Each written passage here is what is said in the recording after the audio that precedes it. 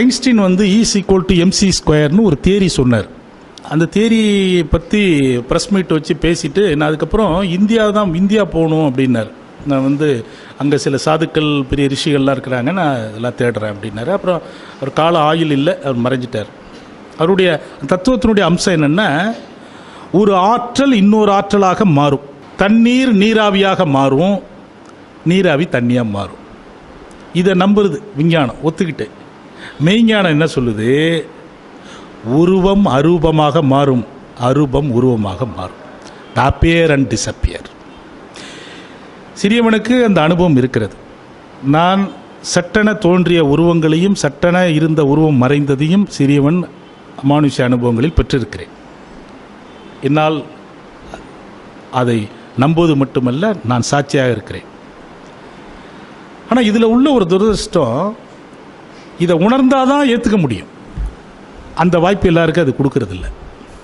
புண்ணியம் மிகுந்து இருக்கிற குடும்பங்களில் அந்த பிள்ளைக்கு ஒரு புண்ணியத்தினுடைய விளைச்சலால் வந்த வம்சாவளியில் இருக்கிற ஒரு பிள்ளை காலை 10 மணிக்கு வண்டி எடுத்துக்கிட்டு வீட்டை விட்டு வெளியே போகுது.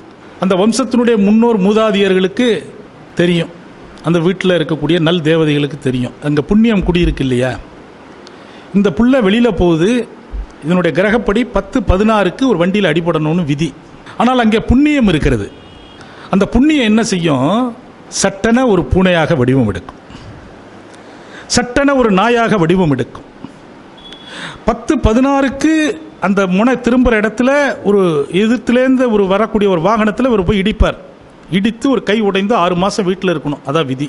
ஐயோ, அந்த பிள்ளை வந்து வீட்டை விட்டு கிளம்பும்போது சொல்லுவார் அவர் மனைவிட்டையோ இல்லை தாயார்கிட்டையோ, சாயந்தரம் சினிமாவுக்கு போகிறோம், ரெடியாரு, நான் டிக்கெட் எடுத்துகிட்டு வந்துடுறேன், மத்தியானம் இது எல்லாம் திட்டமிட்டிருப்பார். ஆனால் விதிப்படி 16வது நிமிஷம் அடிபட்டு 22வது நிமிஷம் அப்போலோவில் அட்மிட் ஆக போகிறார். முதல் 35 நிமிஷம் அவர் கான்சியஸ் இருக்க போகிறது இல்லை. நிலைமைகள் மாற்றம் அடைய போகுது. இதுதான் எழுதப்பட்ட விதி. ஆனால் புண்ணியம் அங்கே இருக்குது. இந்த புண்ணியம் பார்க்குது, அடியும் படணும், புண்ணியமும் வேலை செய்யணும். அந்த புண்ணியம் சட்டென உருவம் எடுக்கும், அது ஒரு நாயாக பூனையாக. 10-14க்கு இவர் வண்டியில் அந்த பூனை அடி விழும். ஒரு தடுப்புடனே பிரேக் அப்படி போட்டு நிறுத்தி அந்த பூனையை இவர் திட்டுவார். நல்ல வேலை நீங்கள் சார் கீழே விழுந்துருந்தீங்கன்னா நேராக இருப்பீங்க சார், அந்த பூனை எப்படி திமிரா வந்து உங்கள் வண்டியில் அடிபட்டுருக்கு பாருங்கள். இன்னும் 2 பேரும் எடுத்து சொல்லுவான். அந்த பூனையை திட்டுவான். இவனுக்கு வந்து கீழே லேசாக ஒரு சின்ன கிராச் விழுந்திருக்கும். இவன் முந்தா நாள் வாங்கின புது சட்டையில் ஒரு பட்டன் அவுந்திருக்கும். இந்த லாஸ்னுடைய வேல்யூ மேட்டர் ஆஃப் 20 rupees இருக்கும். ஒரு டயத்துக்கு போகிறதுக்கு சரி அப்படின்ட்டு இவன் போயிடுவான். இவனுக்கு என்ன நடந்தது, இவனுக்கு என்ன நடந்திருக்கணும், இதை அறிய மாட்டான்.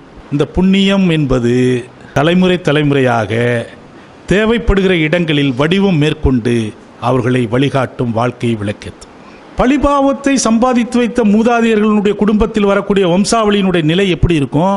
ஒரு லாங் கியூவில் இந்த பிள்ளை நின்றுட்டு இருப்பான். இவன் இந்த ஜென்மாவில் எந்த பாவத்தையும் செய்யலை. முன்னோர் சேர்த்த சொத்து பல பேர்கிட்ட நோட்டீஸ் சீட்டு வாங்கி எழுதி கொடுத்து சொத்தையை அபகரித்து குடும்பத்தில் ஒரு வீட்டுக்கு 12 வீடு கட்டி கொடுத்து தன்னுடைய வம்சாவளியை வாழ வச்சுட்டு அவர் போயிருப்பார். ஆனால் அத்தனையும் பிறருடைய வைத்தறிச்சல், பாவம், சாபத்தினுடைய விளைவு.